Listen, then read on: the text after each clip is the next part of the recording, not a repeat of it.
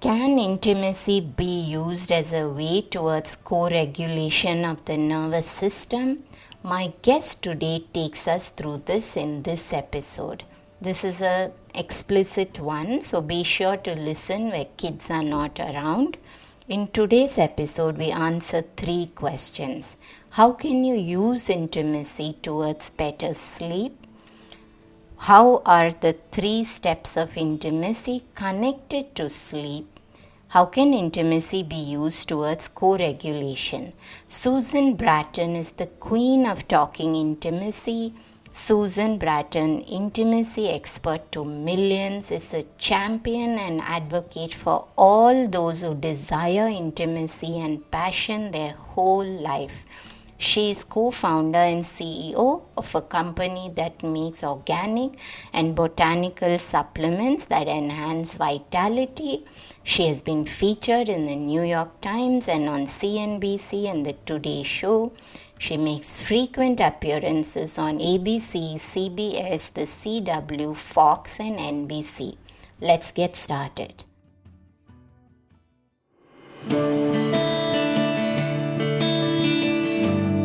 Hey everyone, I'm Deepa, light functional medicine practitioner, author and yogini, and you're listening to the Sleep Whisperer podcast, the only sleep podcast with conversations and meditations. I'm on a mission to share profoundly insightful sleep conversations with global visionaries that merge together functional medicine and ancient wisdom. Breathe in bliss through weekly guided meditations and let yourself enter the land of dreams. Together, let's unravel the pieces, get to the roots, and understand the right tools to transform your sleep completely. Through this podcast, I want you to dream the best version of yourself. It's time to regain hope and begin your sleep journey.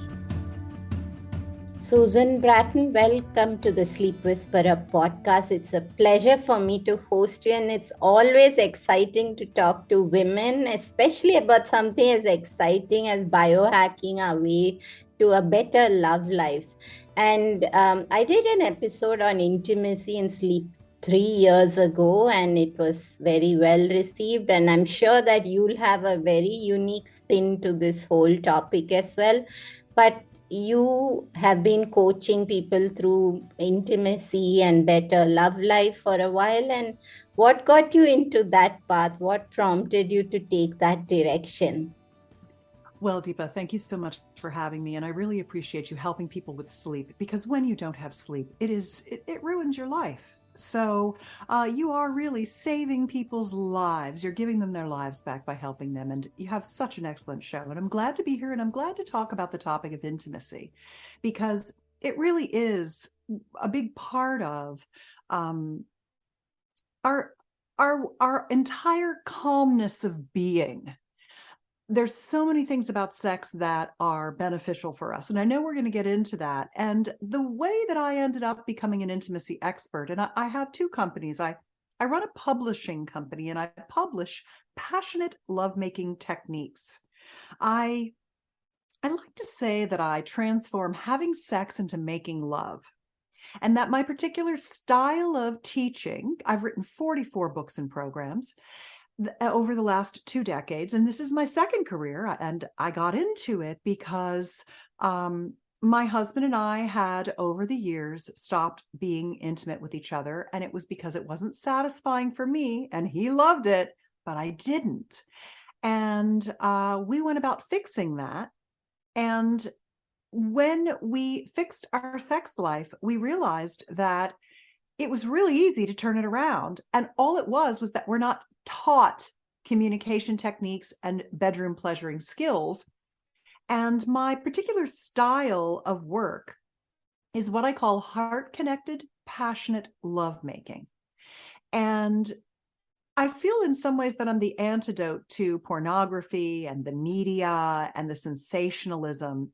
And that what I am really about is 2 people coming together as one when time melts away, when you feel so connected in your heart, not only to your lover, but even to a transcendental state of bliss and connection to source.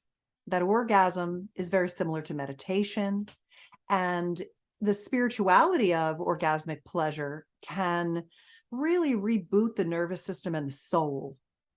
And that, it was interesting. I recently read something. So there's all this talk about anti-aging and longevity. And of course, at 61, I'm trying to stay as young as I can, and I'm trying to live as long as I can, and I'm trying to have the best health span I can. And there's this new kind of notion, which I'm sure you've heard about now, the difference between your biological and your chronological age. So your chronological age is I'm 61, but you can take tests now with companies like True Diagnostics and Glycage and others, where they tell you how your physical systems are working and what your biological age is. And my biological age is 43. One of the things that they look at is something called the Dunedin-Pace report. The Dunedin-Pace study has 4 quadrants where they measure how you're doing against your cohorts, against the other people your age. And one of the 4 things they look at is how you act, how young or old you look as compared to the people that you're in your cohort. And what I think is interesting is that there was another study done where a whole bunch of pictures of people were shown to the respondents, and the respondents had to guess the age of the people. And one of the questions that was asked of the people whose pictures were shown was, how frequently do you make love? And if you made love 3 times a week or more, you looked 10 to 12 years younger than your age group. And that's a perfect example of one of the things that's so good about maintaining your intimacy. But so much gets in the way of us being intimate. And when my husband and I had become sexually estranged and we made the fierce commitment to come back together, and it was so easy to do once we got the information that we needed, we're taught how to have babies or not to have babies. We're basically scared about sex. Oh, you're going to get an STI. Oh, you're going to get pregnant. Oh, you're going to be a slut, or whatever it might be, right? We're shamed. We're repressed. The fear of God is put into us. And all of those things prevent us from having and learning about intimacy.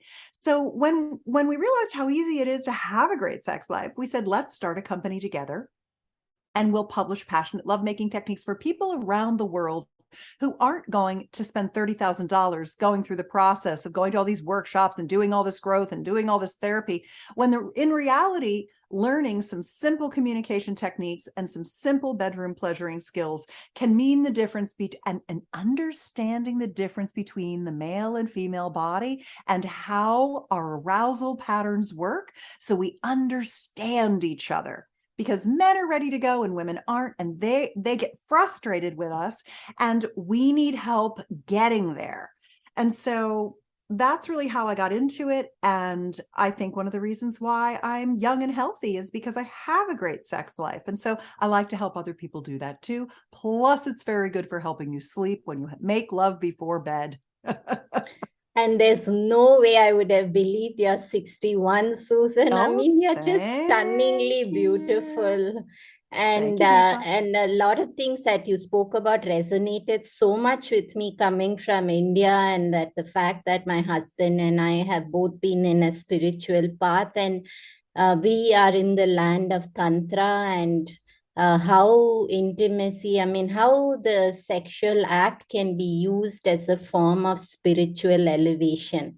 And yes. I loved also that you differentiated yourself as being the fix or the cure from pornography, because I truly think that has taken away the spiritual aspect of sexuality.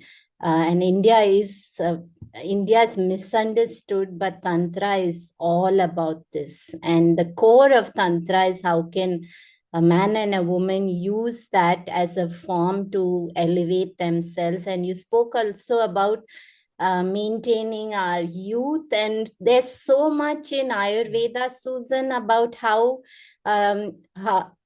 there's a big difference between suppressing that, and one of the three core aspects of Ayurveda is that how do you use the sexual energy appropriately? So you're neither suppressing it nor are you depleting it with use such as pornography, and where you misuse it and deplete something called ojas, which is the key to longevity and vitality. So it was beautiful. I could feel myself smiling within for so many things that you were sharing. But let's jump into.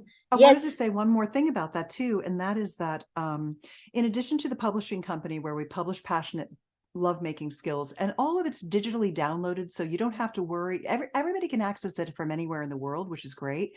I also have a sexual vitality supplement company, and I've done a deep dive into libido botanicals from around the world, and what are the effective libido botanicals. And in every indigenous culture throughout history, men and women have sought libido botanicals because we want to feel turned on. And I have a daily multivitamin, multi-mineral supplement because I think people need foundational supplementation. And I put the libido botanicals right in it. And I have an Ayurvedic formula that has fenugreek in it because for the Ayurvedic culture, that is the key libido botanical that's also been clinically proven in, current testing to show efficacious results. And it works on a number of things, including hormone and blood flow. So I just wanted to give another nod to Tantra and Ayurveda, that these lineages and wisdoms are being leveraged in the world of sexuality today to support our connection with self, with other, and with source, with God. Absolutely. And I think, Susan, I think we should have you back for an episode just talking about these botanicals for. Yeah, I love to. Yeah, It's so interesting. Yes, absolutely. So let's jump into the conversation and let's talk about how is our libido affected when we struggle with sleep, be it we're not able to fall asleep or we just keep waking up. I mean, I can think so many connections to Ayurveda and how it's linked to intimacy, but I'd love to hear your perspective. Well, of course, anytime you're not getting your full sleep, you are impacted, and it can really rob you of your life to not be someone who sleeps well. And my heart breaks, honestly, for people who don't sleep well, because my mother is a very poor sleeper, and it's taken so much of her life because of that. So if you think about libido, I think about libido, desire, and arousal as distinct. They're not just three different words for the same thing. Libido is your body-based health. It's how you are physically. And your libido is the other side of the same coin as your health. Your libido is directly reflecting your health or lack thereof. I can tell when I'm really healthy and when I'm not as healthy because I can see it in my libido expression. So that's the first thing. The second thing is that desire is the emotional piece of us, our emotional body. Do I feel desirable? Do I desire my partner? And for that, it's the mind game of things often.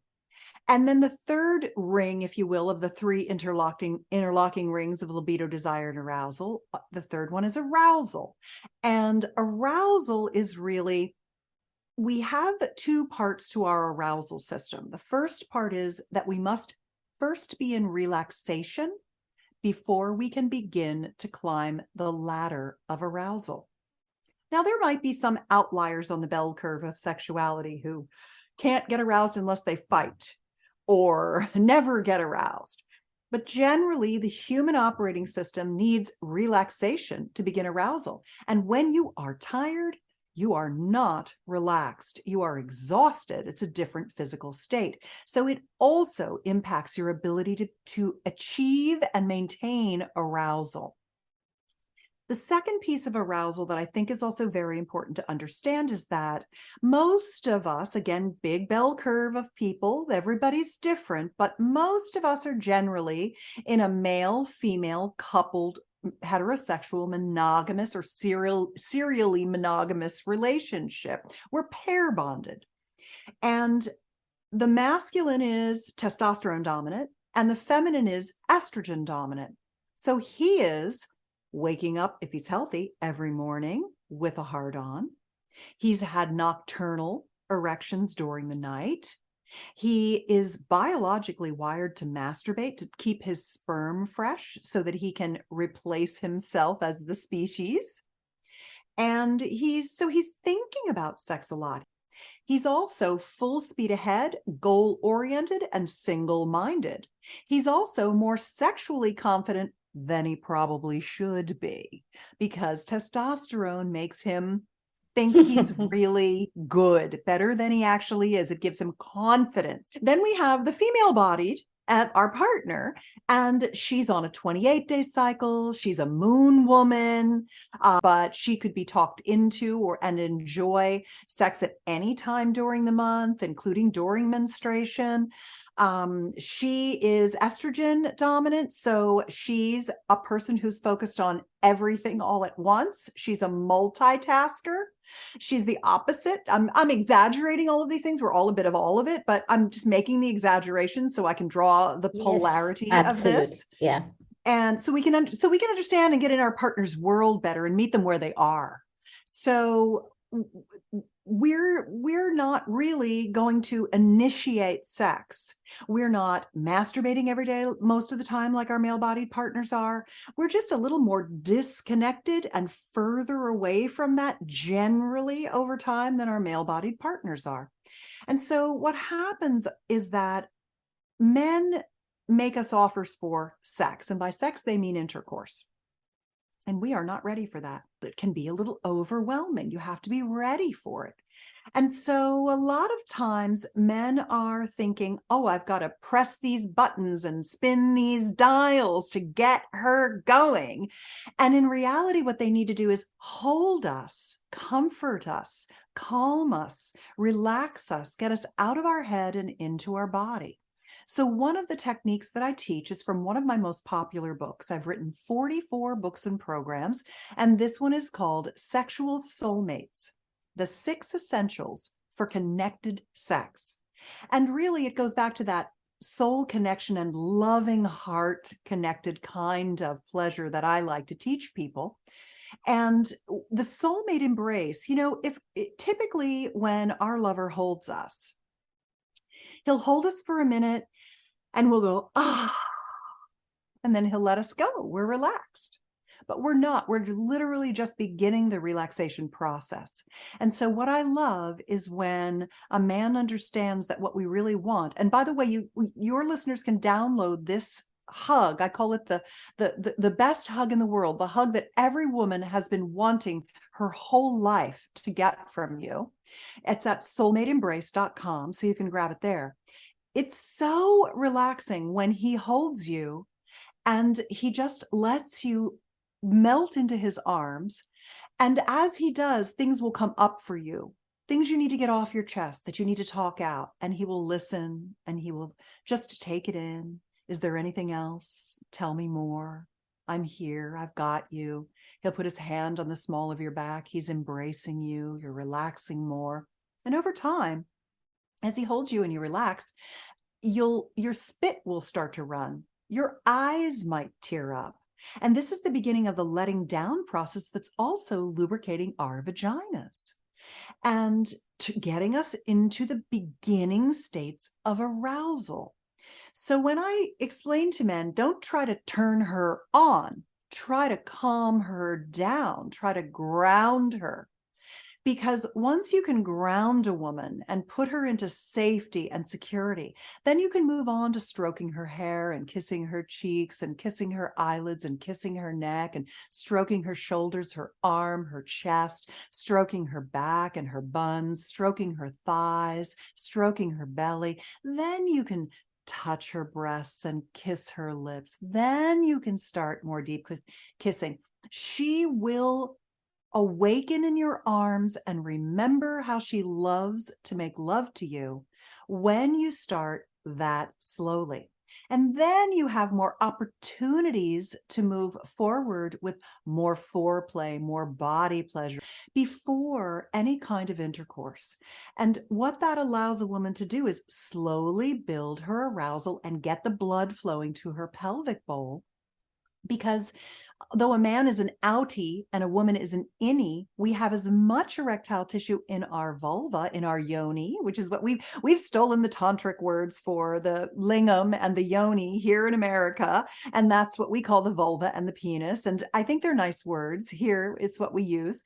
Neo tantra, red tantra is what it's called, and it gives her the time to get the blood flow, so she's as engorged as he is. So intercourse will actually feel good to her. When sex is rushed and arousal is rushed because he's already turned on, I say, turn around, come back and get us and take us to where you are.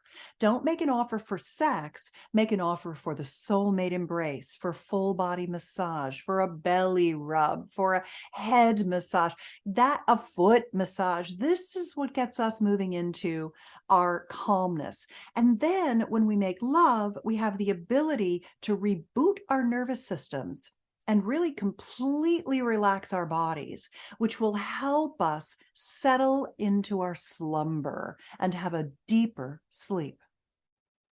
And I loved what you described about relaxation, Susan. I mean, I think really this is the key to women unlocking their intimacy, because so many women must be getting frustrated with the let's go jam, jam, jam, and the rush that comes with intimacy. But and I can see so many connections to better sleep with this, whatever you just described. So I know that we don't have too much of time, but I'd love to spend a little bit of time talking about how can we biohack our way to better sleep through intimacy, better love life. Yeah, so here's what happens, Deepa. As we age, our genitals age right along with us. Men end up getting erectile dysfunction, loss of firmness, inability to maintain an erection, delayed climax, loss of sensitivity. Women end up in our genital systems with atrophy of our genitals, just like our male body partners, vaginal laxity. Our vaginas can almost feel like they become fused shut if they're not used frequently. We have loss of lubrication. We have thinning of tissue, painful sex, incontinence, and flaccidness in our vulva. And all of these things can be reversed. I like to make another distinction. I love distinctions because I think it helps people with mental frameworks when they get distinctions on things. There's a difference between sexual biohacking and sexual regenerative practices and treatments. You have to start reversing aging. When you get yourself back to where you were when you were young and vital and everything worked, then you can take yourself up to the next level. So for example, we might have a gentleman who he's 50 years old. He's not as firm as he used to be. He doesn't last as long. Takes a little longer for him to achieve climax. And he goes in and he uses maybe Gainswave, acoustic wave treatments. He maybe uses PRP to build new tissue in the penis. He maybe uses a vacuum erection device to draw blood, to increase and return the blood carrying capacity to his penis. All of these things work very well together. They are remediating, regenerating treatments, because the very first step a guy can take is to use a vacuum erection device. Then he can build on with the Gainswave treatments, which are an acoustic wave technology that stimulates new tissue growth and is very synergistic with using the penis pump. These things that are called sexual biohacking are really regenerative treatments that you can take to the next level. Same with women. With women, we can reverse the incontinence, the flaccidity, the loss of orgasmic intensity, the painful sex, the loss of lubrication by using things like I know we're on a an audio cast, but I'm holding this up so Deepa can see it. It's something called the VFit. It's at vaginadevice.com, and it's a red light therapy tool that goes inside your vagina and helps with all of the things that I mentioned. But you can go even higher than that with the FemiWave, acoustic wave treatments that stimulate new clitoral tissue growth, that lift the labia, that help with incontinence and lubrication. So you can stack these things together. Biohackers talk about things in stacks where they're synergistically layering or stacking up these different modalities, red light with acoustic wave, with vacuum, with PRP. You can, as a woman, also get O shots, which are orgasm shots, which are PRP into the clitoral structure, the urethral structure, which people call the G spot, but it's not. It's not a spot. It's a tube of erectile tissue. And so basically what I have found is that when people's genitals start to atrophy and age and they don't work as well, they stop being intimate altogether. Well, if we can't have sex, I don't want to start anything I can't finish. I'm just going to go sleep in the other room. I'm going to ignore them. I'm going to, just try to brush it under the rug, because people don't have the communication skills to talk about these losses. So I created a technique I call the magic pill method. It's basically, and it's at magicpillmethod.com. It's a free download, and it's a technique for couples that have become estranged in their intimacy and they'd like to get back to it, but they're not sure how to talk about it or deal with it. And it's a guided process that is almost like, if I could be your therapist in the room, you don't need me. You can do this yourself. Here you go. I'm empowering you to work your problem out yourself, because now you know there are workarounds. You kind of had the wrong approaches in the past. Now you're atrophied. Let's turn that around so that you can begin to re-engage with your partner, so you can take advantage of great sex that keeps you young and helps you age better and sleep better.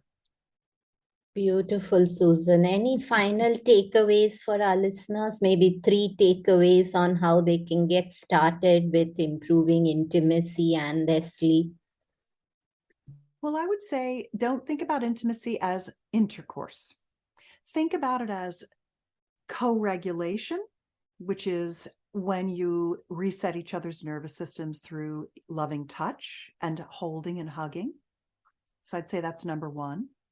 Number 2 is that loving touch and manual genital pleasuring and full body massage, sensual massage, and things like that generate a lot of oxytocin.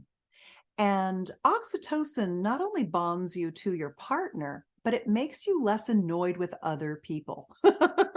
And we could all use a little more of that in today's world. Yeah, absolutely.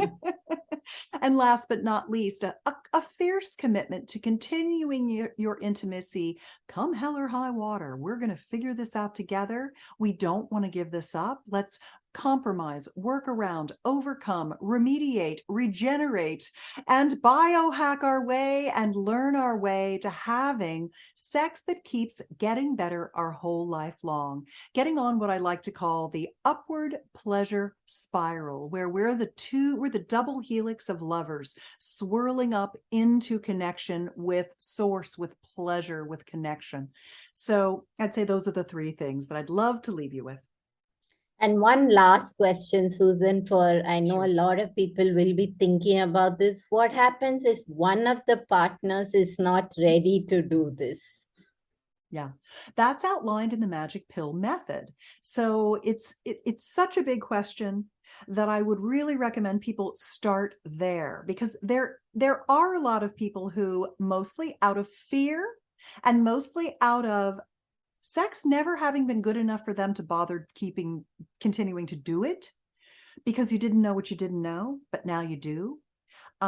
Really listening to your partner, really letting them be honest and tell you what didn't work for them, tell you where they are with things, what they could do, what they couldn't do. Get some things back on the table with the magic pill method. Rome wasn't built in a day. It took a long time for things to be dismantled. It takes a lot less time to build them back up.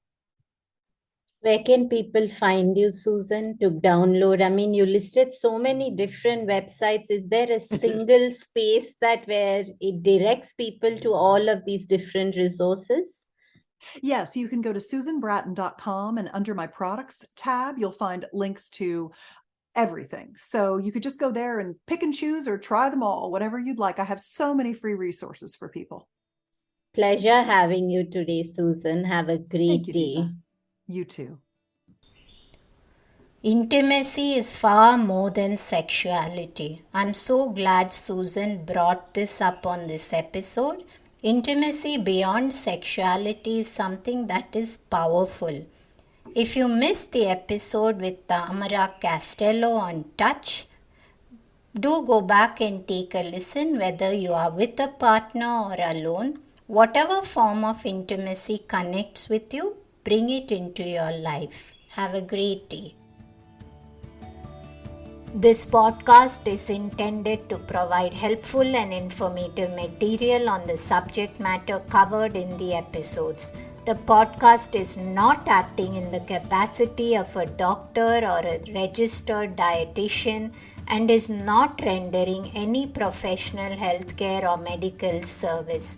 The information in the podcast is not intended as a substitute for medical advice or services or as treatment or cure for any particular health condition. The advice and tools contained herein may not be suitable for your situation.